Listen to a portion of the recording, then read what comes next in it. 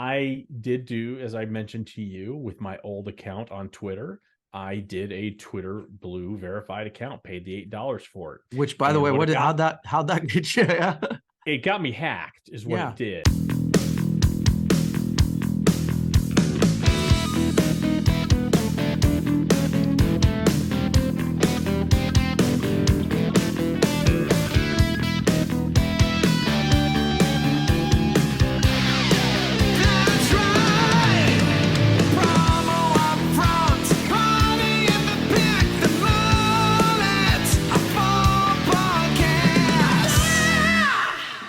Kirby, I want you to picture yourself in a boat on a river with tangerine trees and marmalade skies as we start recording episode number 138 of the Promo Upfront podcast. I'm one of your hosts, Bill Petrie. With me, as always, let's call him the warlock of the website, the one and only Kirby Hasseman. Kirby, how the late February are you?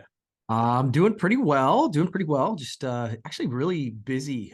February started out a little slow from a business perspective, and it's just taken off. And so that I think I've said this to you before. I always tell people if I'm bored, if I'm bored, I'm poor. And so I am not bored right now. And so hopefully that'll translate into not being poor as well. So I'm doing pretty well, buddy. How are you? Good. I'm doing good. Like you, got a lot of things going business-wise. Still, got a lot of things on the Brandivate side, and obviously a lot of things on the Promocation side as we are hurtling toward our inaugural sailing. So a lot of great things happening. But it got me to thinking about how busy we are, and one thing suppliers, and we've talked about this before, but it bears mentioning again. One thing suppliers don't really often mention often enough is their why. Right? Well, PXP Solutions is where they specialize in decorating apparel. That they know what their why is. Their why is to build strong and collaborative partnerships with their distributor clients. In other words, what they really are striving for, Kirby, is a shared vision and purpose. And their success in working with clients is really due to that shared belief and dedication to the highest standards of customer service, attention to detail, which we know is hugely important when we're talking about apparel decoration, communication, and fervent commitment to everyone being thrilled, not satisfied. You know how much I hate that word, but thrilled when the job's complete. And Kirby, isn't that a perspective like that? Isn't that refreshing from a supplier and apparel decorator? Yeah, I mean, I've heard you say, the goal's not fine, right? What is it? Roy Kent says, "Don't you dare settle for fine." I think if we do it right, then there's a little piece of Christmas morning in what we do, and if that's what we're aspiring to do, I think we have a better chance of hitting it than just being satisfied. Absolutely, and I love that PXP Solutions has that absolute fervent belief in that. So I couldn't have said any better myself. Kirby, in addition to their dedication to service and things like innovative graphic design, specialty printing techniques, and having everything under one roof from concept to fulfillment, there's one other thing I'd like to share. The owner of PXP Solutions, Bruce Jolish, encourages you in 2023 to pick up the phone, dial the digits, and call him. That's right. You can call him directly at 214-380-1883. He's going to answer his phone. If you don't want to call him, he understands that too. Send him an email at bruce@pxpsolutions.com, as he would really love the honor and privilege of working with you and the clients and brands you serve. So give Bruce a call. All right, Kirby. So here we are. We are ready to roll. This is the Promo Upfront podcast. I have the Upfront section today. Okay. And I've got several topics, but since I have the Upfront topic, I'm going to go with this one. So this has been on both ASI. This has been on Promo Marketing and several other outlets. A distributor is suing Twitter for almost $400,000 in unpaid invoices. Now, let's go just quick background. You're nodding your head, so you've obviously heard or read the story. I saw the headline, yeah. All right, so Canary Marketing did over $10 million with Twitter between 2013 and 2022. And in September, coincidentally enough, when Elon Musk took over, Twitter just kind of stopped paying their bills.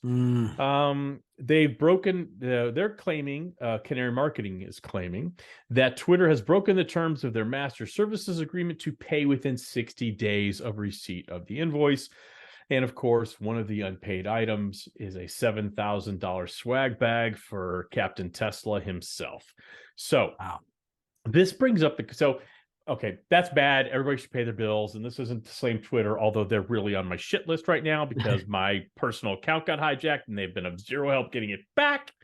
So if you want to follow me, it's real Bill Petrie, not Bill Petrie I anymore. followed you and reported the old one for what that's worth. I appreciate that. Yeah. So if anybody's bored, go ahead and report at Bill Petrie at Twitter as a fraudulent account, because that's not me anymore. But anyway, that's not what we're going to talk about. It really brought up the question: how do you handle when a client kind of either stops paying you and stops communicating about paying you? And I think this is something that all of us in this industry we all confront from time to time. I don't have any notes here because I really just thought about this topic an hour ago. Right.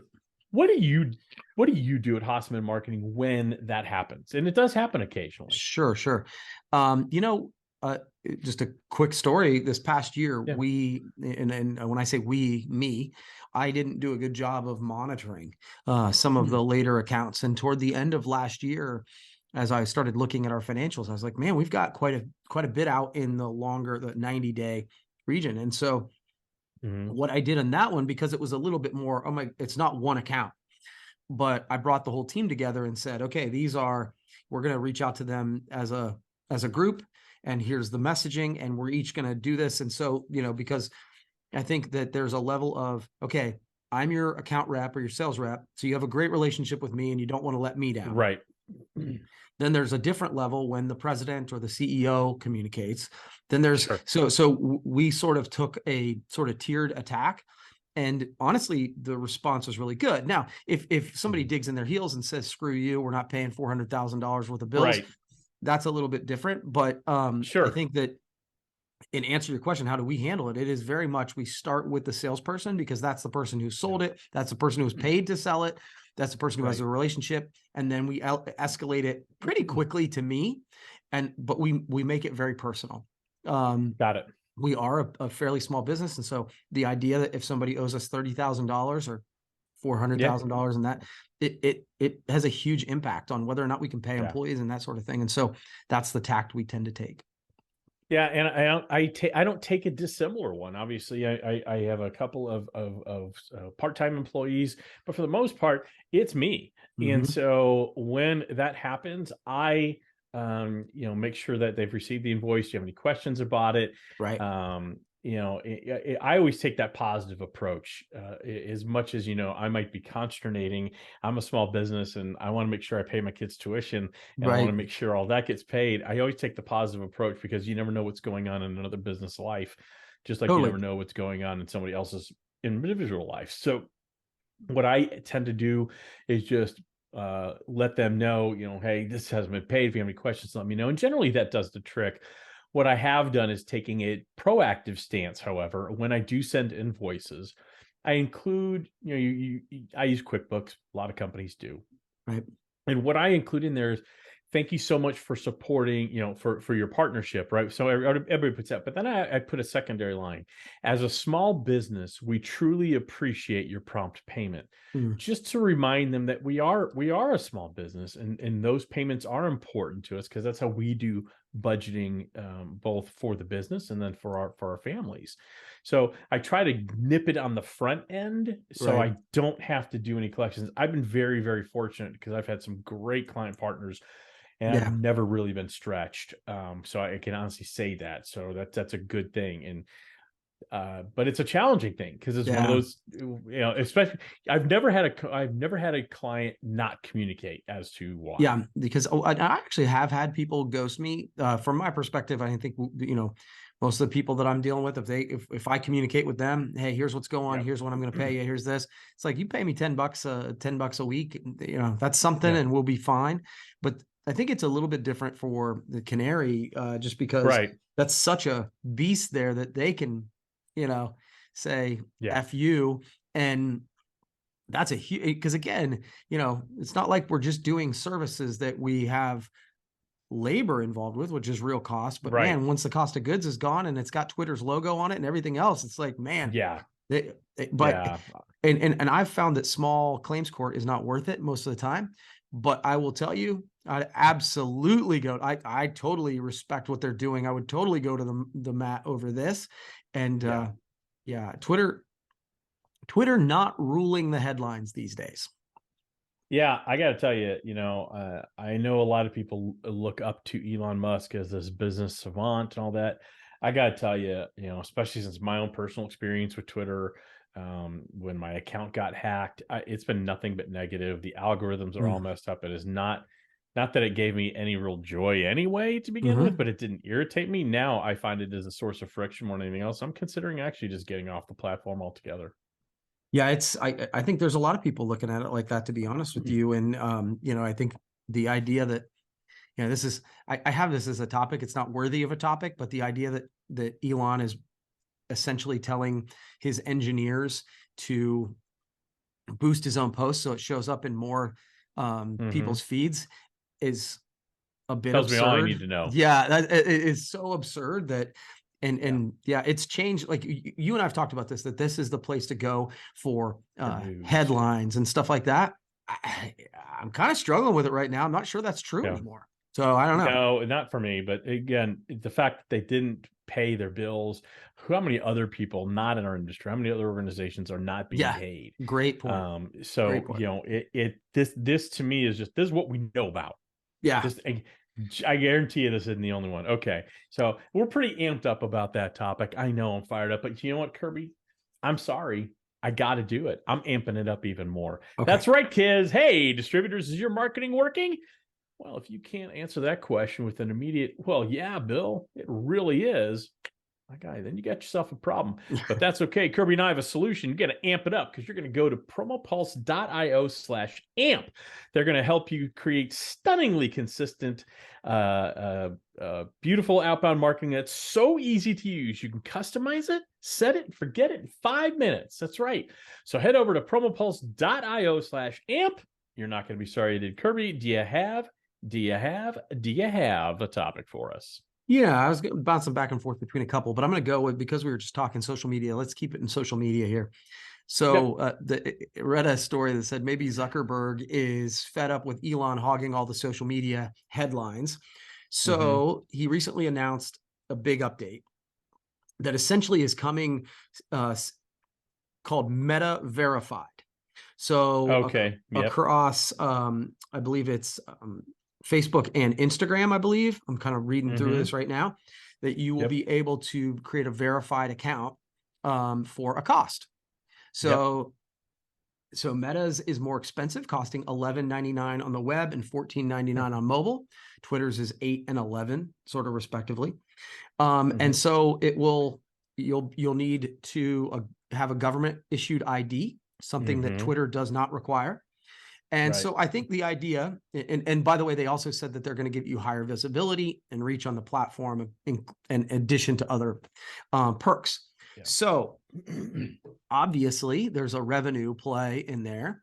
And Mm-hmm. I think the other piece is to increase authenticity and decrease the spread of those fake accounts. So I just wanted to give you a little bit of background on this before I ask the question, which is, what do you think? What do you think about Facebook looking? Now, again, I want to be clear. Not everybody has to pay to be on the platform. It's still Right. free, but you can pay to be on the verified thing. What do you think about that as a strategy?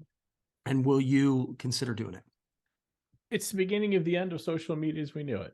It really is. Social media was a level playing field where it was free. You were the product. Your data was the product. But from a financial perspective, it was no cost. I think it takes away the purity of it. Not that it was ever that pure to begin with. I don't love the idea of sharing a photocopy of my driver's license, although I understand, or a photo ID, although I do understand why they would want to do that to verify accounts. So I'm torn on that, to be honest with you. I did do, as I mentioned to you, with my old account on Twitter. I did a Twitter Blue verified account, paid the $8 for it. Which, by the And way, what it got, how'd that get you? Yeah. it got me hacked, is what it Yeah. did. And I had to, kill that credit card because I was concerned that they would have access to it. And then I lost, I had 2,100 followers on there, and now they're gone. Yeah. And Twitter has been zero help helping me. And I'm a paying customer Right. now. So now I'm really irritated, Right. right? So I don't know. I don't know what this does. I know I'm not going to pay for it. I refuse to. Um, but I do think that companies and brands are going to. And so I think what once was an escape is now going to be one giant commercial. Mm. And that's really all you're going to see. I'm sure they're going to come out with other enhancements and things like that where you can really customize your feed so you're seeing the people you want to see. But I don't think you're going to see. I think this is the monetizing of social media with actual money as opposed to just selling ads. Mm. I think this is. I think this is a. It's not the death knell of anything, but it's definitely going to be a giant shift in how things have been in social media. Yeah, it's interesting. It reminds me, as you were talking, I had not thought of this until you were just talking, but it reminds me of what many people talk about, the death of news. Yep. News used to be a public service and they Yep. didn't sell advertising during it. And once it Correct. became a profit stream, it changed the face of news. And now, I think if you look at the two things that are dividing us as a country, as a culture right now, the two things are social media News and and cable news. news. Yep. And so it's an interesting piece. And I think, this was just a story that I thought was something worth Yeah. discussing. I hadn't really gone down the rabbit hole of whether or not it was going to be the downfall of social media, but It probably is not going to be the downfall of social media, but it might be the downfall of Facebook. yeah, I think it is very interesting. And I think we've talked about what happens when some of these platform goes away. I think Yeah. that's going to be interesting to see. But the We're other going to see piece, it. you and I talk a lot about getting control of your own contacts. I call it Yeah. owned media versus rented media. I think that's Yeah. going to become more and more important for brands and for entrepreneurs and salespeople. 100%. And look, I understand why Facebook. I love the idea behind verifying accounts, Yep. especially since it's very fresh in my mind that there's someone out there impersonating me, trying to sell a PlayStation 5 that I don't have, and trying to talk to people about NFTs, which it's not what I Yeah. do. Right. So I do feel violated by it. I do feel like part of me has been stolen from me. It's a very small part. I mean, I really don't give it that much thought until we talk about Right. something like this. So I love the idea of verifying accounts. I just don't have a lot of trust right now in large organizations holding on to critical data points for me. Yeah. Sorry, I Yeah. don't. And so when you're talking Yeah. about a driver's license number, I'm real sketchy about giving that out. I'm as sketchy as giving that out as I am my social security number. So that to me is a non-starter right there. Yeah. So, Well, you were the first person I thought of because obviously you've gone yeah, through this challenge with Twitter, and yep. you had said you had done the verified account and I had not, and I was like, because I was considering it, and then immediately you were hacked, and I'm like, Mm-hmm. okay, so thank God there's that extra level of service that Twitter's Mm-hmm. providing, and so yeah, maybe all it is a customer list for hackers. It could be. It could be. All right, Kirby. Good topic. All right, I've got one of two here. I don't know. All right, Kirby. I'm going to tell everybody listening on this podcast or watching. I want to tell you things I can't stand about your website. I'm going to do you a favor. I'm going to do a public service here, Kirby. I'd Okay. like you to chime in on these as I go through this. I was going through some websites in our industry, and I'm like, man, we need some help. So here you go. Okay. Number one, I want you to chime in on each one of these, please. So Okay. things I hate about your website. It's like a top 10 list. Okay. It's not 10 though. It's six. Six Okay. things I hate about your website. Number one, pop-up ads. I can't stand your pop-up ads. I love our friends at Promo Marketing, but they are so bad on that site. Yeah. I am constantly clicking. I don't go there anymore because they're too in my face. I really don't go there. They can be used. They need to be used in moderation, and you need to make them a little fun. Not, hey, in 15 seconds, this will go away if you don't click away. I have a pop-up ad on my website. So, but it's one pop-up ad, and it only is there if you haven't come to my site in the last 3 weeks. So, it's to sign up to get things digitally delivered. That's it. It's not an ad to click and buy something. So pop-up ads, too many pop-up ads is something I don't like about your website. Yeah, I actually there's a great story from Gary Vaynerchuk where he talks about he will never buy a Samsung phone because it was right around the draft day or something like that, and the Jets Yeah. were supposed to be drafting somebody, and ESPN kept having a Samsung ad, and every time on mobile in particular, he kept clicking through it because he was trying to get Yes. rid of it, and he called his wife and said, "I'll never buy a Samsung phone because these assholes won't leave me alone." I think that they're interruption marketing. Boy, you got to be really careful. And so I'm with you on that one. The paywall. Number two, I don't love the paywall, especially when you're giving us news. Yeah, no, I'm talking about you. I'm talking about you, ASI. I love your information. I think we've been very supportive on this podcast, how much we love what you guys have done over the last 4 or 5 years on editorial. I understand certain things need to be behind a paywall and they should be for members, but I think news, things like that, I would love to see outside of a paywall. Yeah. By the way, it's not just ASI. So Adweek, I signed up for all kinds of things from them. Adweek, it's Ad Age, it's a lot of them. But I would say from a user perspective, I signed up. Give me emails, and then I would go. Now I'm signed up for all your emails, and then I get emails saying, "Hey, there's a story about this," and I click through, and I can't see it. That pisses me off beyond all belief. So I have unsubscribed to all of those, and so I think what you do is you're driving away people who would otherwise participate. I'm 100%. And I think there's a way to do a paywall. Have something like, if someone's not an ASI member, but they find I'm just gonna use ASI as an example because they're in our industry. Yep. Maybe, hey, $5 a month. I'd pay $5 a month to have access to your news articles. Yeah. Okay. Might make sense to do something like that, some sort of tiered approach to information. I feel like the way ESPN does it is probably about right. It's pretty much 99% of it is there, and then there is ESPN Insider. So if there's an ASI Insider and you want to add specific content to it there, okay. But I'm not a fan of paywalls. The end. And by the way, and I'm not criticizing ASI. I understand why they do it. I just don't love it from personal use. All right, number 3, poor navigation. Man. All right. Don't make me hunt down your navigation bar. Don't be so cute with your navigation bar. I can't find it. Yep. Make sure there's calls to action. I can't stand when I'm on your website and I don't know what I'm supposed to do. Yep. And then number 3, make sure your copy is clear. Okay. What are you doing? You are selling this. You're providing that. What are you doing? If you're not clearly spelling out what you do, I don't want to be on your website. Nobody does to be on your website. Yeah. If you confuse, you lose. Donald Miller says that all the time. I think so many times as marketers, we get real cute with our language. It's not good for the consumer, but it's not good for SEO either. So yeah, I'm with you. No. All right. Cheesy stock photography. This kills your inbound marketing. No team is that happy in a meeting ever. Okay.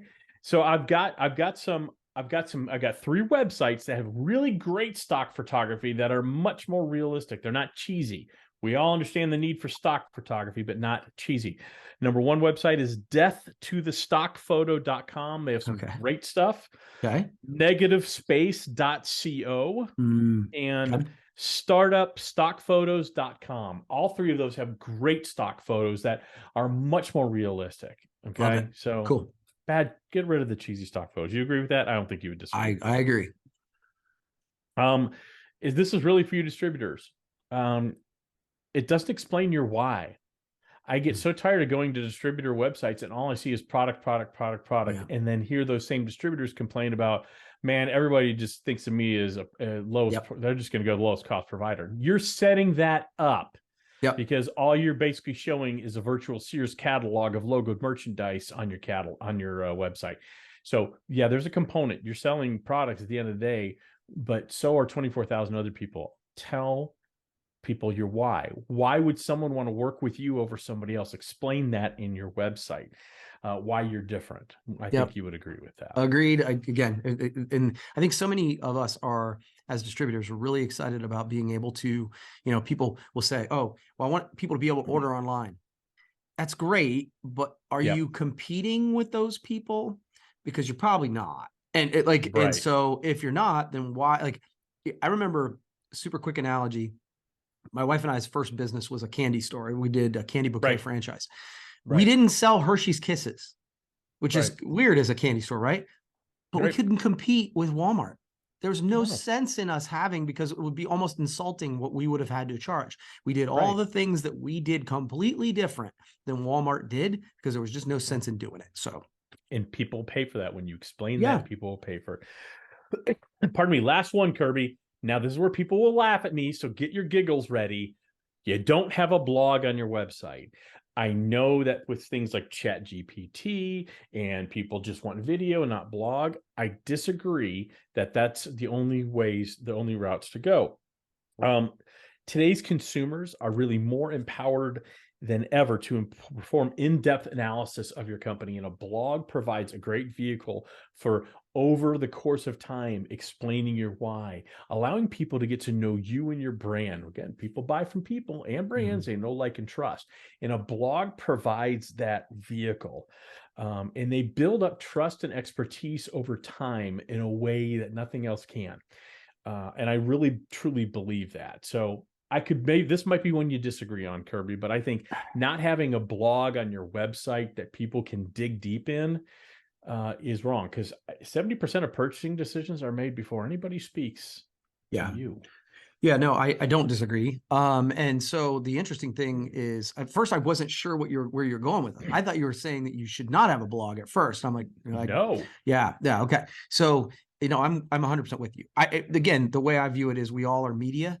And if this is the way that you are writing your own press releases, this is the way you're writing your own stories. This is the way, this is your platform, to your website to draw people to, that is the media account. So yeah, I'm 100% with you on that. I just hear Hence, so hence we often have it. how, right. I just hear so often how, oh man, blogs are dead. It's so old.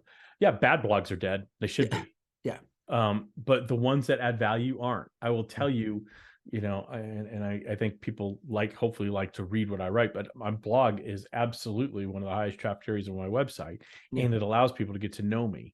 Yeah. And I hear it from my clients that I really like what you wrote there, that resonated with me. Sure. So, Well, again, all right. I 100% agree. Sorry. Go ahead. No, go ahead.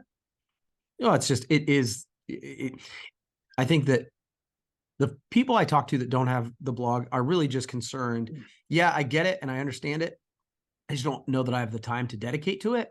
I get that to a degree, I do. but I would also say that some beats none.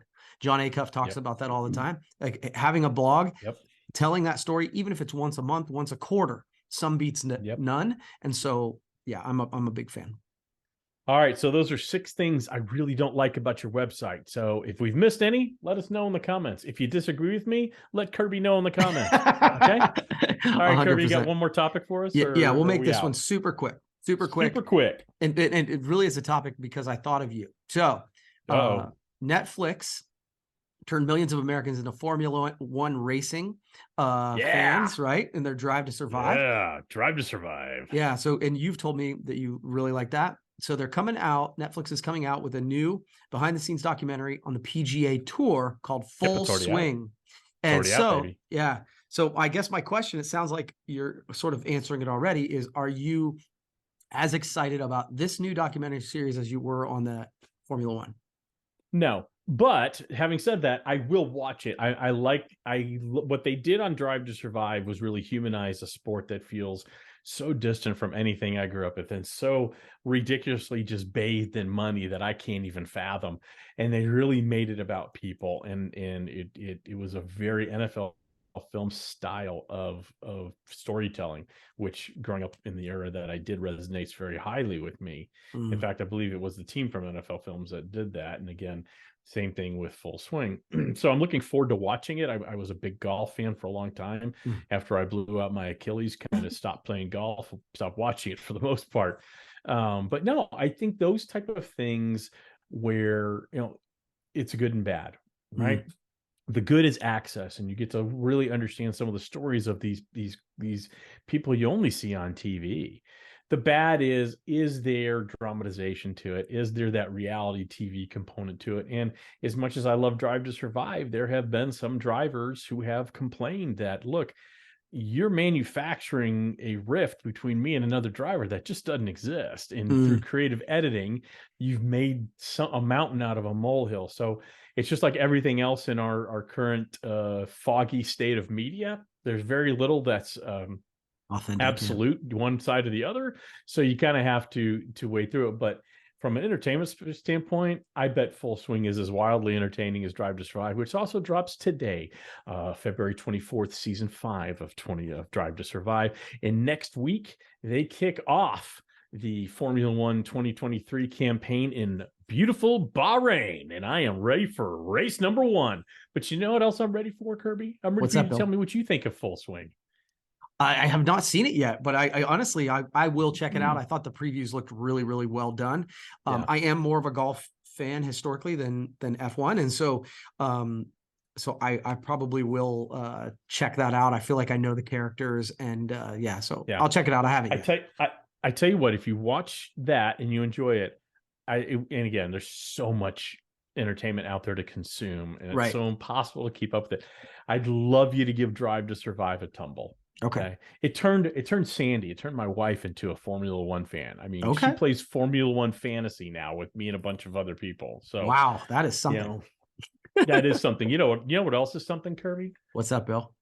Oh, Kirby, something is when a supplier really shares their why. We talked about it earlier on the podcast, how important that is. And we have a supplier that does exactly that with PXP Solutions. Their why is to build strong and collaborative partnerships with their distributor clients. They strive for that shared vision, excuse me, vision and purpose. I'm getting all choked up just thinking about it. Yep. Yep. So, in addition to their dedication to service, things like innovative graphic design, specialty printing techniques, and having everything under one roof from concept to fulfillment, they answer their phones. It's right. They will talk to you. So call the owner, Bruce Jolish, at 214-380-1883. Or if you want, you can email him at bruce@pxpsolutions.com. Kirby, I don't know about you, but I've had a full swing through this podcast today, and I'm going to go ahead and drive to lunch to survive the day.